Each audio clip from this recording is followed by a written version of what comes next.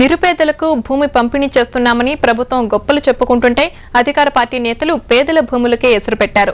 మహబూబ్ నగర్ జిల్లా కొడంగల్లో పేదలు దశాబ్దాలుగా సాగు చేసుకుంటున్న పొలాలను ఓ ప్రజాప్రతినిధి అనుచరులు ఆక్రమించిన వైనం ఇది.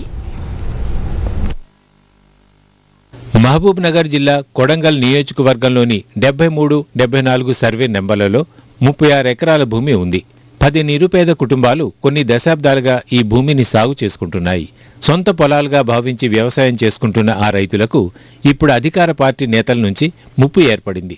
పొలాలు సాగు చేసుకుంటున్న రైతులకు పట్టాదారు పాసు పుస్తకాలు రాకుండా అడ్డుపడిన స్థానిక నేత ఇప్పుడు ఏకంగా పొలాన్ని ఆక్రమించుకున్నాడు. పేదలు కష్టపడి పండించిన కంది పంటనే లూటీ చేశాడు.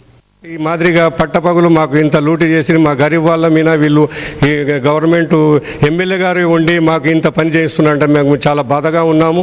ఇట్లా ఎమ్మెల్యేగా ఉండి మాకు సైడ్ చేసేది కాక వాళ్ళు ధనికులకే సపోర్ట్ ఇస్తున్నాడు. మీరు దయచేసి మా పైన, మా గరీబ్ వాళ్ళ పైన మీరు మాకు మా పంట ఇప్పిస్తూ మా పొలాలు మాకు పంట ఇప్పిస్తారని మా ప్రార్థన సార్. కష్టపడి మేము రాత్రి అనక పగలనక పొద్దున్న పిల్లలకు వంట చేసి పెట్టకుండా చెందలకు వచ్చి మేము ఇంత కష్టపడితే కూడా మమ్మల్ని మాకే తెలియదు ఎప్పుడు మాది అని వాళ్ళు అంటారు, కానీ మాకైతే తెలియదు. తెచ్చినాము ఒకరొకరు 50,000 తెచ్చిండ్రు, 60,000 తెచ్చిండ్రు. ఎవరి పరిస్థితి ఉన్నట్లు తెచ్చుకున్నారు. మళ్ళీ ఇప్పుడు వచ్చి మమ్మల్ని మా పెద్దలు పోయి ఇప్పుడు మేము పిల్లలం ఉండం అంతా మా పిల్లల మీదకి వాళ్ళు పెద్దోళ్ళు మా వద్దకు వస్తే మా శాతం అవుతుందా సార్? తరాలుగా వ్యవసాయం చేసుకుంటున్న భూముల్లో వేల రూపాయలు పెట్టుబడితో సాగు చేసిన కంది పంటను స్థానిక నేతలు కోసుకోవడం వల్ల ఆ రైతులు తీవ్రంగా నష్టపోయారు.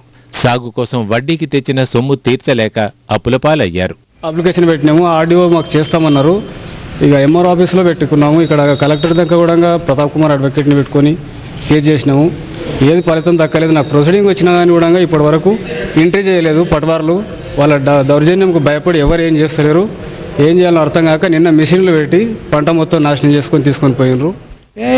మీరు గుడి ముగ్గురు పోతిరా అంటే ఆయన మీరు కొట్టి చంపుతారు వాళ్ళు. మంది బలము తాగుడు తినుడు చాలా జోరులో ఉండదు. పోలీస్ స్టేషన్కి దరఖాస్తు ఇస్తామంటని పోయినాం. పోతే ఎంఆర్ఓ సాబు మాకు ఆర్డర్ ఇచ్చిండు, అటను ఎస్ఐ చెప్పిండు. ఎంఆర్ఓకి పోయినాము. ఎంఆర్ఓకి పోతే వాడు చాలా పొద్దు సతాయించాడు. మాకు 2-3 గంటలు సతాయించాడు. 2-3 గంటల వరకల్లా ఆయనతో ఒబ్బిడి అయిపోయింది. స్థానిక ప్రజాప్రతినిధి అనుచరుల దౌర్జన్యంపై అధికారులకు ఫిర్యాదు చేసినా ఫలితం లేకపోయింది. దీంతో ఆ రైతులు ఆందోళనలకు సిద్ధమవుతున్నారు.